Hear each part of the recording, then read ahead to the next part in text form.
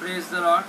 प्रभू येशूच्या नावामध्ये मी श्याम बापू चांदणे आपल्या यहोवा निसी चर्च ऑफ क्राइस्टमध्ये सर्वांचं स्वागत करतो. आणि जे फेसबुक मीडियामधनं बघत आहेत किंवा पुढे बघतील त्यांचंही मी स्वागत करतो प्रभू येशूच्या नावामध्ये. धन्यवाद देतो. आणि वचनामध्ये जाण्याच्या अगोदर एक 5 मिनिटाची प्रार्थना करू. धन्यवाद देतो पिता परमेश्वर, तुला मान महिमा गौरव तुला देतो. जीव आत्मा प्राण तुझ्या हातात देतो पिता परमेश्वरा. दिलेल्या वेळेसाठी धन्यवाद देतो पिता परमेश्वरा. प्रभूजी ही जी प्रार्थना करतो पिता परमेश्वरा त्यासाठी तुला धन्यवाद देतो माझ्या परमेश्वरा. प्रभूजी ही प्रार्थना पिता परमेश्वर आम्हा सर्वांना प्रभूजी तुझ्या सिंहासनासमोर आणण्यासाठी सज्ज असे होते पिता परमेश्वरा. आणि ही प्रार्थना प्रभूजी तुला ग्रहणीय अशी होते माझ्या देवा. धन्यवाद देतो पिता परमेश्वरा. प्रभूजी की आमचे प्रत्येकाचं पिता परमेश्वरा समर्पण तुला करतो माझ्या परमेश्वरा. आणि प्रभूजी जे काही वचन घेते पिता परमेश्वरा ते माझ्या मनचं नसून पिता परमेश्वर तुझ्या आत्म्याद्वारे चालू आम्हाला पिता परमेश्वर. तुला धन्यवाद देतो माझ्या परमेश्वरा. मान महिमा गौरव तुला देतो. आणि ही प्रार्थना तारणार प्रभू येशू ख्रिस्त याच्या गोड आणि पवित्र नावामध्ये करतो म्हणून तो ऐक. Amen amen. Praise the Lord. Praise the Lord. आजचं वचन आहे गार्डन ऑफ बेथसिमा. लूक 22वा अध्याय 39 ते 42 हे आज वचन घेऊ. परमेश्वराने ह्या वचनामध्ये चालवलेले तर हे वचन मी आपल्याशी शेअर करतो. लूक 22 ते 39. लूक 22वा अध्याय 39 ते 42 वचन. मग तो बाहेर येऊन आपल्या परिपाठाप्रमाणे जैतुनांच्या डोंगराकडे गेला व त्याचे शिष्यही त्याच्या मागोमाग गेले. त्या ठिकाणी आल्यावर त्याने त्यांना म्हटले, तुम्ही परीक्षेत पडू नये म्हणून प्रार्थना करा. आमेन. मग त्यांच्यापासून सुमारे दोंड्याच्या टप्प्या इतका तो दूर गेला आणि त्याने गुडघे टेकून अशी प्रार्थना केली, हे पित्या, तुझी इच्छा असली तर हा प्याला माझ्यापासून दूर कर, तरी माझ्या इच्छेप्रमाणे नको तुझ्या इच्छाप्रमाणे होऊ दे. आमेन. लूक आपल्याला स्पष्ट सांगतो की ज्यावेळेस जैतुनाच्या डोंगरावरती येशू ख्रिस्त गेला त्यावेळेस ही जी प्रार्थना होती ही त्याची शेवटची प्रार्थना होती. आणि तो त्याच्या रीतीप्रमाणे म्हणजे तो दरवेळेस तो रेग्युलर प्रार्थना करत होता त्या ठिकाणी जाऊन. तर वचन आपल्याला असं सांगतं की मग तो निघून आपल्या रीतीप्रमाणे जैतुनाच्या डोंगराकडे गेला आणि शिष्यही त्याच्या मागे गेले. तेव्हा त्या ठिकाणी आल्यावर त्याने त्यांना म्हटले, तुम्ही परीक्षेत पडू नये म्हणून प्रार्थना करा.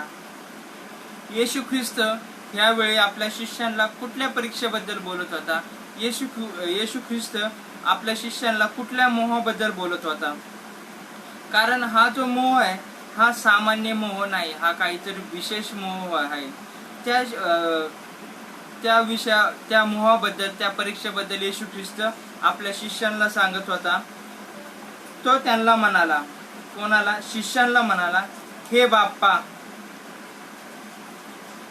मग तो त्यांच्यापासून सुमारे धोंड्याच्या टप्प्या इतक्या दूर गेला व गुडघे टेकून त्याने प्रार्थना केली.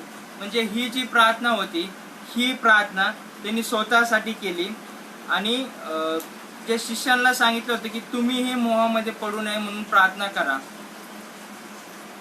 मग तो म्हणाला, कोणाला म्हणाला? तो येशू ख्रिस्त म्हणाला, हे बाप्पा. तो आपल्या स्वर्गातील पित्या परमेश्वराला बोलत आहे, हे बाप्पा, तुझी इच्छा असली तर हा प्याला माझ्यापासून दूर कर. कुठला प्याला होता हा? येशू ख्रिस्त हा कुठल्या प्याल्याबद्दल बोलत होता? येशू ख्रिस्त हा कशाबद्दल बोलत होता? कारण त्याच्या अगोदर त्यांनी जे 3.5 वर्षामध्ये प्रार्थना केली त्यावेळेस कधीही अशा प्याल्याबद्दल येशू ख्रिस्त बोलला नाही. कधीही त्याच्या प्रार्थनेमध्ये असा विषय निघाला नाही. पण ह्या वेळेस ह्या जैतुनाच्या डोंगरावरती कुठल्या प्याल्याबद्दल बोलत आहे येशू ख्रिस्त? तरी माझी इच्छा नको तर तुझी इच्छा पूर्ण हो. आमेन. येशू ख्रिस्त आपलं जे मूळ वचन आहे आजचं ते हेच आहे. 22वा अध्याय 42वा वचन. हे मेन वचन आहे आजचं आपलं. तर ज्यावेळेस येशू ख्रिस्त प्रार्थना करण्यासाठी गेला, तर ही जी प्रार्थना होती गेतसेमाच्या बागेतली येशूची जी प्रार्थना होती सर्वात कष्टदायक प्रार्थना होती. कारण तिथे त्याला खूप साऱ्या गोष्टी प्रकट होणार होत्या. त्याच्यानंतरच येशू ख्रिस्ताचं वधस्तंभाकडे जाण्याचं जे परिस्थिती, जो मार्ग होता, ती तिथनं सुरू होणार होता. कारण आणि विशेष म्हणजे तो ही जी प्रार्थना करत होता तो चांगल्या प्रकारे परमेश्वराला समजण्यासाठी आणि देवाची काय इच्छा आहे, देव काय करू इच्छितोय, त्या प्रकारे तो ही प्रार्थना करत होता आणि त्याच्यावर तो अधिक प्रेम करण्यास तो मदत करत होते. ही आपल्याला वर्ण जरी साधी प्रार्थना दिसली असली तरी ही साधी प्रार्थना नव्हती. कारण वचन आपल्याला सांगतं की नेहमीप्रमाणे तो जसे होते तसे तो करत होता. ग्रीकमध्ये ह्याला कटाहो इतिहास हे जे आहे ते नाम आहे आणि बाना जे क्रियापद आहे बाना, ग्रीकमध्ये ह्याचा अर्थ होतो सवय किंवा वापर. ग्रीक अर्थात याच्यामध्ये त्याच्या सवयीप्रमाणे किंवा त्याच्या प्रथेप्रमाणे, म्हणजे येशू ख्रिस्त जे गुडघ्यावर जाऊन प्रार्थना करत होता, ही जी त्याची सवय होती, ही त्याची प्रथा होती, येशू ख्रिस्ताचं रेग्युलर रुटीन होतं. आज या क्षणाला मी आपल्याला स्वतःला आहे ना आपल्यालाही विचारतो की आपण येशू ख्रिस्तासारखी रेग्युलर प्रार्थनेमध्ये आहोत का? आपण परमेश्वरासमोर रेग्युलर गुडघा टेकून परमेश्वरासमोर आपण जातो का? परमेश्वरासंगती आपण वेळ घालवतो का? जसा येशू ख्रिस्त रेग्युलर घालवत होता, त्याची ती सवय झाली होती. येशू ख्रिस्त जी त्याची सवय होती, म्हणजे आपण जर येशू ख्रिस्ताला जर आपण आपलं मानतो तर त्याच्या सवया पण त्याची जी सवय आहे ती पण सवय आपली सवय झाली पाहिजे.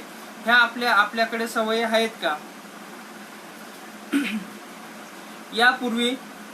यापूर्वी लूक स्पष्ट करतो आपल्याला की येशू दररोज मंदिरात जाऊन शिकवत होता आणि प्रत्येक संध्याकाळी तो जैतुनाच्या डोंगरावर रात्र घालवायचा. काय सांगतो लूक की रेग्युलर तो वचन काढू आपण त्यासाठी. 21वा अध्याय, लूक 21वा अध्याय 37व वचन काय सांगतं बघू. तो दिवसा मंदिरात 21वा अध्याय लूक 21वा अध्याय 37व वचन. तो दिवसा मंदिरात शिक्षण देत असे आणि रात्रीस बाहेर जाऊन ज्याला जैतुनाचा डोंगर म्हणतात त्यावर राहत असे. आमेन. तर आपल्याला ह्या वचनामध्ये काय सांगतो की जी येशू ख्रिस्ताची रेग्युलर रुटीन होती, लूक आपलं 21:34 हे वचन स्पष्ट क्लिअर करतं की तो दररोज मंदिरामध्ये जात होता, लोकांना शिकवत होता, तिथं येणाऱ्या माणसांना शिकवत होता, तिथं येणारी लहान लेकरं होती त्यांना शिकवत होता आणि त्याच्यानंतर प्रत्येक संध्याकाळी तो जैतुनाच्या डोंगरावरती रात्र घालवायचा. ती रात्र कशासाठी घालवत होता? ती रात्र ह्याच्या आधी ज्या रात्र घातल्या असेल तो परमेश्वराशी कंटिन्यू संभाषण करण्यासाठी घालत होता. पण ही जी रात्र होती, जे लूक 22:39-42 मधली जी रात्र होती, ती विशेष रात्र होती. येशू ख्रिस्तासाठीही तुम्हा आणि माझ्यासाठी ही विशेष रात्र होती.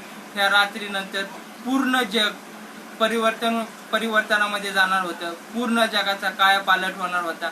ही जी प्रार्थना होती ही त्याची शेवटची प्रार्थना होती येशू ख्रिस्ताची. लूक गेतसेमानेच्या बागेला ऑलिव्ह प्रेस हा शब्द वापरत नाही. हा शब्द मॅथ्यू आणि मार्क मध्ये आढळतो. त्याऐवजी लूक त्याला जैतुनाचा पर्वत किंवा ऑलिव्हचा पर्वत म्हणतो. योहान त्याला कंपोस्ट बाग म्हणतो. म्हणजे लूक आणि मार्क आणि मथे प्रत्येकाने वेगवेगळे शब्द वापरलेले त्या जैतुनाच्या बागेविषयी. तर प्रत्येकाने जे 3 वेगळे शब्द आहेत, तर त्याच्यामधलं जो लूक आहे तो त्याला जैतुनाचा पर्वत किंवा ऑलिव्हचा पर्वत असे म्हणतो. तर 22व वचन आपल्याला म्हणतं, लूक 22वा अध्याय आणि 42व वचन आपल्याला सांगतं की बाप्पा तुझी इच्छा असेल तर हा प्याला मजकडून घे, परंतु माझी इच्छा नाही तर तुझी इच्छा पूर्ण हो. आमेन. परमेश्वर आपल्याला येशू ख्रिस्ताची ही जी प्रार्थना होती तो सांगतो की बाप्पा तुझी इच्छा असेल तर. येशू ख्रिस्त कुठल्या इच्छेबद्दल बोलत आहे? कुठल्या प्यालाबद्दल बोलत आहे आणि काय म्हणतो की माझी इच्छा नाही तर तुझी इच्छा पूर्ण हो. तर हे आपण बघू. तर मत्ते 26वा अध्याय आणि 42वा वचन.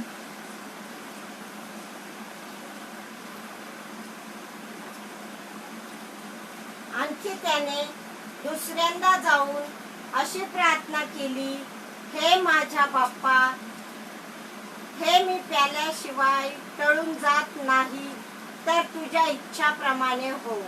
आमेन. मत्ते 26:42 मध्ये पण तेच आहे की तो म्हणतो जर हा प्याला मी घेतला नाही तर हे टळून जात नाही असं सांगतोय येशू ख्रिस्त.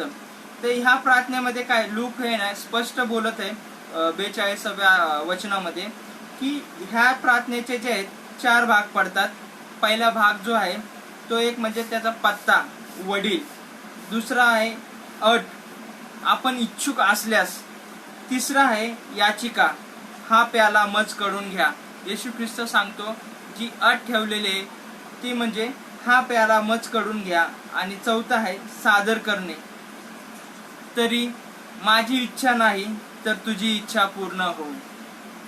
हे ह्या प्रार्थनेमध्ये 4 प्रकार आहेत. तर आपण बघू. पहिला प्रकार जो आहे तो काय आहे की त्याचा पत्ता म्हणजे वडील. येशू ख्रिस्त काय आपल्या वडिलांबद्दल बोलत आहे किंवा आपल्या वडिलांशी काय बोलत आहे. जेव्हा एखादा व्यक्ती दबावात असतो तेव्हा एखाद्या व्यक्तीचे आपण जर निरीक्षण केले तर त्याच्याबद्दल आपल्याला ती आत्मीयता येते किंवा त्या व्यक्तीकडनं आपल्याला खूप साऱ्या गोष्टी शिकता येतात. त्या परिस्थितीमध्ये आपण कशा प्रकारे कार्यरत होऊ, त्या परिस्थिती आपण कशा प्रकारे हाताळू, ती परिस्थिती कशा प्रकारे आपण फेस करू, हे ज्यावेळेस एखादी व्यक्ती दबावामध्ये असते त्या व्यक्तीला जर आपण पाहिलं तर त्या गोष्टी आपल्याला शिकतात. त्या व्यक्तीबद्दल आपल्याला प्रेम येतं. ज्यावेळेस येशू ख्रिस्त प्रार्थना करत होता त्यावेळेस तो प्रचंड दबावामध्ये होता. ते मी त्याचं वर्णन करू शकत नाही. तर शिष्यांना त्या तीव्र दबाव म्हणजे येशू ख्रिस्त जो तीव्र दबावाच्या ज्या बिंदू जवळ होता त्याचे निरीक्षण करण्याचा त्यांना मान मिळाला, त्याचा सन्मान भेटला होता. पण ते शिष्यांना करता आलं नाही. ती जी संधी होती शिष्यांकडनं ती मिस झालेली. कारण येशू ख्रिस्त हे प्रार्थना करताना 3 वेळा शिष्यांकडे येऊन बोलला, तुम्ही झोपलात काय. म्हणजे याचा अर्थ ते जे शिष्य होते ते 3 वेळेस झोपलेले होते आणि येशू ख्रिस्त फक्त एकटा प्रार्थना करत होता. या क्षणी येशूचा निश्चित पत्ता फक्त पिता होता. असं आपल्याला आश्चर्य वाटत नाही काय. मार्कच्या शुभवर्तनामध्ये अब्बा या अधिक जिव्हाळ्याचा अर्मी शब्द समाविष्ट करण्यात आलेला आहे. जो आपण वडिलाला म्हणतो पिता, बाप्पा, हा शब्द मार्कच्या अध्यायामध्ये समाविष्ट करण्यात आलेला आहे आणि तो अतिशय जिव्हाळ्याचा आहे. जो 42व्या लूकच्या 42व्या वचनामध्ये सांगतो की बाप्पा म्हणजे ते किती आत्मीयतेने येशू ख्रिस्त आपल्या पित्याशी बोलत होता. त्याची ती तीव्रता किती होती की तो कशा प्रकारे आपल्या पित्याला बोलत होता. जेव्हा आपण मी आणि आमच्या परिस्थितीमधील बदल घडवून आणू शकणाऱ्या एखाद्या व्यक्तीच्या मनात आपण बघतो त्यावेळेस त्या व्यक्तीला आपण त्रास देण्याचा प्रयत्न करतो. ह्याच्यासाठी आपण राजा हेरोद हा शब्द आपण इथं वापरलेला आहे. तर राजा हेरोद म्हणजे आम्ही, आपण सर्वजण. येशू ख्रिस्तामुळे तिथनं पूर्ण जग परिवर्तन होणार होते. येशू ख्रिस्ताच्या त्या बलिदानामुळे पूर्ण जगाचा उद्धार होणार होता. येशू ख्रिस्ताच्या त्या बलिदानामुळे पूर्ण जगाचं तारण होणार होतं. येशू ख्रिस्ताच्या त्या बलिदानामुळे जे संबंध आदमापासून तुटलेले होते ते पुन्हा देवाशी प्रस्थापित होणार होते. पण आम्ही जे होतो ते पूर्ण येशू ख्रिस्ताला त्रास म्हणजे जे सदुकी फरोसी होते किंवा हेरोद राजा होता तो कशा प्रकारे त्यांनी येशू ख्रिस्ताला त्रास दिला किंवा जे तिथले अधिकारी होते, यहुदी अधिकारी होते, सदुकी होते, फरोसी होते, त्यांची इच्छा होती की येशू ख्रिस्ताला धरून दिलं जावं आणि येशू ख्रिस्ताला क्रूसावरती दिलं जावं. परंतु येशू ख्रिस्त हा राजांचा राजा आणि प्रभूंचा प्रभू होता. तो देवाचा कोकरू होता. त्याला सिद्ध करण्याची काहीही गरज नव्हती. तरी पण आपण त्याच्याकडे अपेक्षा करतो तर त्यासाठी आपण बघू फिलिप 2 अध्याय 6 वचन काय सांगतं. तो देवाच्या स्वरूपाचा असूनही आमेन. देवाच्या बरोबरीचे असणे हा लाभ आहे असे त्याने मानले नाही. आमेन. आपल्याला फिलिप 2:6 स्पष्ट सांगतं की येशू ख्रिस्त देवाच्या स्वरूपाचा होता. तो अगदी देवाच्या स्वभावाचा होता. तो देवाच्या समानतेचा होता. तरीही त्याने ते स्वतःला त्या परिस्थितीमध्ये तसं त्यांनी मानलं नाही. जेव्हा तो प्रार्थना करतो तेव्हा तो त्याला बाप म्हणतो, म्हणजे देवाला येशू ख्रिस्त बाप म्हणत आहे. आणि तो आपला स्वतःला आमंत्रित करतो. देवाला पिता म्हणण्याचा जो अपार विशेष अधिकार आहे त्याच्याबद्दल आपल्याला कधी आश्चर्य वाटत नाही का? ही एक गोष्ट आहे, जेव्हा आपण आपल्यावरती संपूर्ण जग चिडते त्यावेळेस आपण कोणाकडे जातो? जेव्हा संपूर्ण जग, सगळी परिस्थिती आपल्या विरुद्ध असते तेव्हा आपण कोणाकडे जातो? तर प्रियांनो, आपण जो जिवंत देव परमेश्वर आहे, जो आपला बाप आहे, ज्याने आपल्याला तारण दिलेले आहे, त्या बापाकडे आपण गुडघे टेकतो आणि त्या बापाकडे आपण जातो. तर आपल्याला आहे ना, मरण्याची जागा सुद्धा नसते.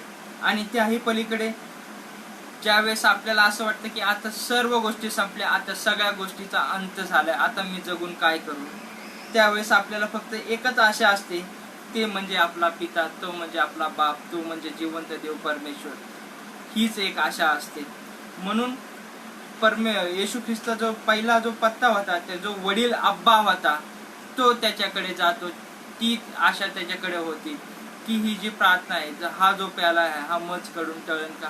तो जाणून घेऊ इच्छित होता की ह्याच्याविषयी आणखीन दुसरा कुठला मार्ग आहे का. आपल्या वडिलाच्या जर कदाचित ह्याच्या येशू ख्रिस्त वधस्तंभावर जाण्याऐवजी आणखीन दुसरा कुठला मार्ग असता तर परमेश्वराने नक्कीच तो मार्ग अवलंबला असता. पण परमेश्वराने हाच मार्ग का अवलंबला? कारण ह्याच्याशिवाय दुसरा कुठलाही मार्ग नव्हता. येशू ख्रिस्त क्रूसावरती जाऊन तुमच्या आणि माझ्या पापांसाठी येशू ख्रिस्त बलिदान व्हावा, त्याचं निर्दोष रक्त सांडावं, हे गरजेचं होतं. म्हणून येशू ख्रिस्ताला त्यांनी त्या प्रार्थनेचं उत्तर दिलं नाही. म्हणून त्यावेळेस येशू ख्रिस्ताने जी प्रार्थना केली ती फक्त त्यांनी सादर केली आहे. तर दुसरं बघू त्याचं की आपण इच्छुक असल्यास, लूक 22:42 मध्ये काय सांगतो? बाप्पा, तुझी इच्छा असेल तर हा प्याला मज कडून घे. म्हणजे दुसरी जे प्रकार आहे तो आहे, आपण जर इच्छुक असल्यास, येशू ख्रिस्त निश्चित सांगतो की या प्रार्थनेमध्ये तो एक अट सांगत आहे, आपण प्रत्येक गोष्टीसाठी इच्छुक असलं पाहिजे.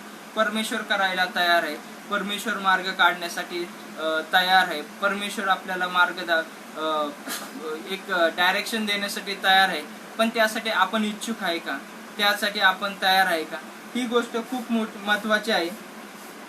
कारण जर आपली इच्छा असेल तर प्रत्येक गोष्ट येशू ख्रिस्त परमेश्वर आपल्यासाठी मार्ग उघडतो. प्रत्येक गोष्टीमधनं येशू ख्रिस्त आपल्याला चालवतो. मत्तेमध्ये सांगितलं, जर हे शक्य असेल तर. आपण बघू मत्ते 26 अध्याय 39 वचन काय सांगतं आपल्याला.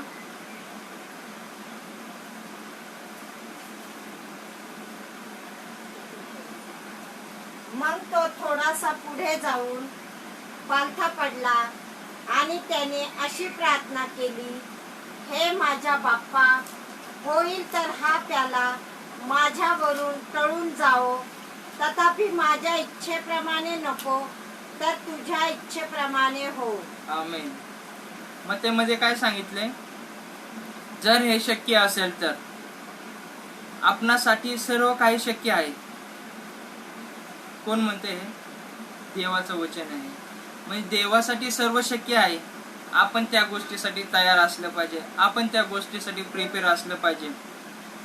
परंतु हा फक्त एक भाग आहे. पित्याला प्रत्येक गोष्ट शक्य आहे.